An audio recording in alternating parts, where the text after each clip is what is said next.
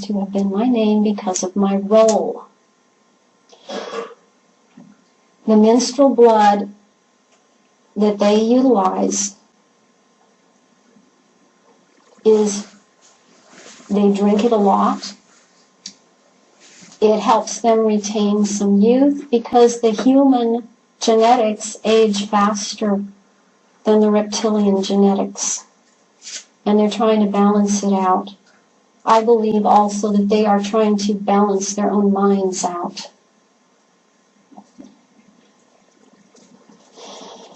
When I brought down the old ones, they were put in a little circle. That's where I directed them. And this circle was marked off with the points of north, south, east, and west. If you were going to do something like this, you would be bringing them down from a certain area. It might be from the north. That's going to bring down a certain type of energy, or the west, or the south. These are the cardinal points. These are what you bring down. There are specific tones that create vibrations that these energies, entities respond to. And there are certain words that have to be said. And this is what they respond to, and they are so ferocious. Their presence is overwhelming, and they would love nothing more than to get loose here, and that was my role, to keep that from happening, that these energies would be loosed upon the group that was there. They were afraid of them, and these things had to be controlled. And that is what I did. That was my role. And I sent them back again. Sometimes an entity would be brought down to go into someone's body, because there really is a possession going on. And you can call it possession of a demon, you can call it possession of a discarnate entity, possession by a reptilian. That does happen. And the person that hosts it will cease to exist. That essence will be dissolved at some point.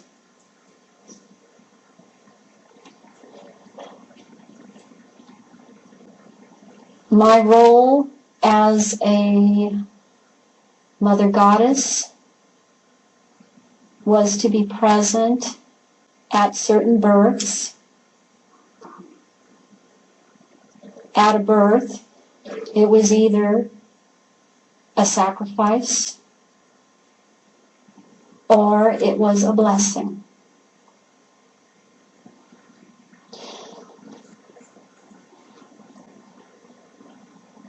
A mother goddess, her lifeline, or the number of years that she is supposed to exist in service of the Illuminati, is 52 years of age.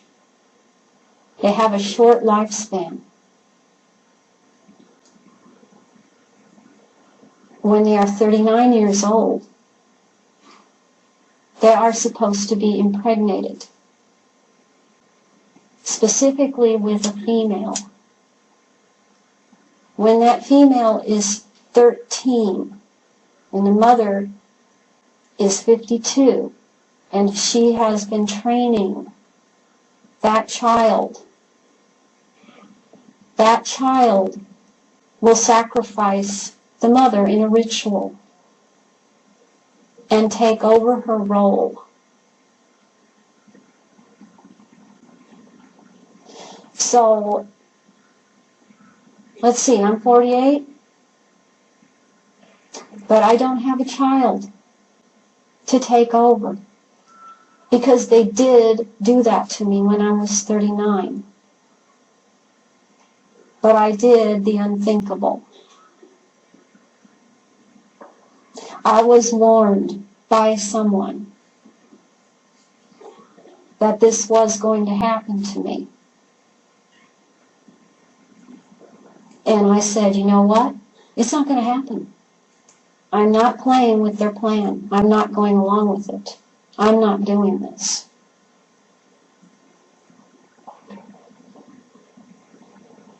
And I'm still standing here today on the other side of that line, and I am talking about it.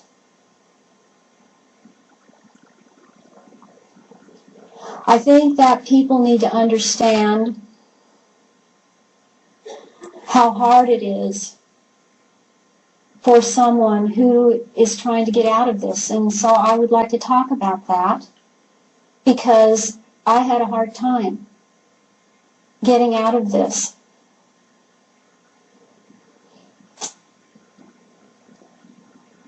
I was married.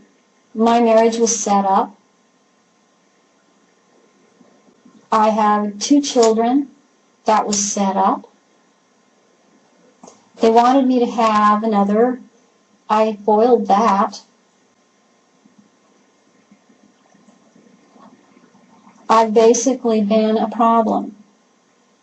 But that's my purpose.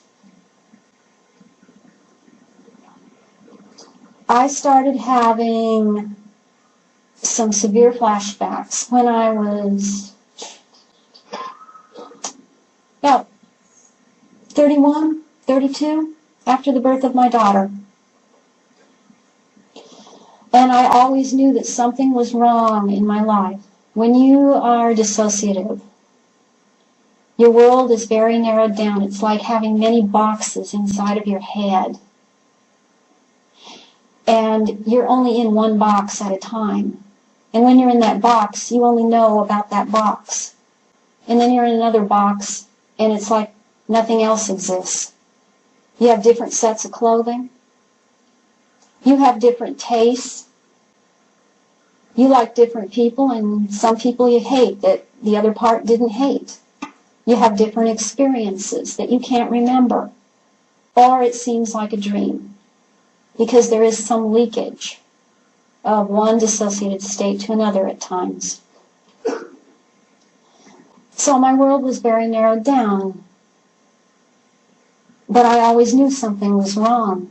I was very depressed at times. I was moody. I did things I didn't know why I was doing them.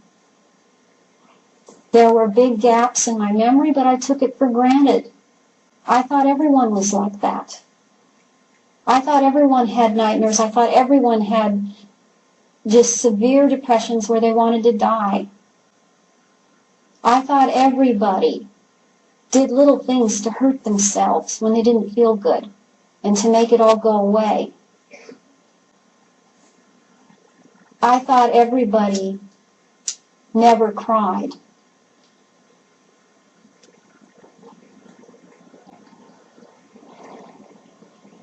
In 1988, I started questioning some things that were said to me. My parents are very, very programmed, and they really were watching me, and they don't know, they still don't know. It took me a long time to realize that they weren't evil, bad people. They're programmed. It took me a long time to realize that about my sisters, who still don't have a clue, and they're not happy people.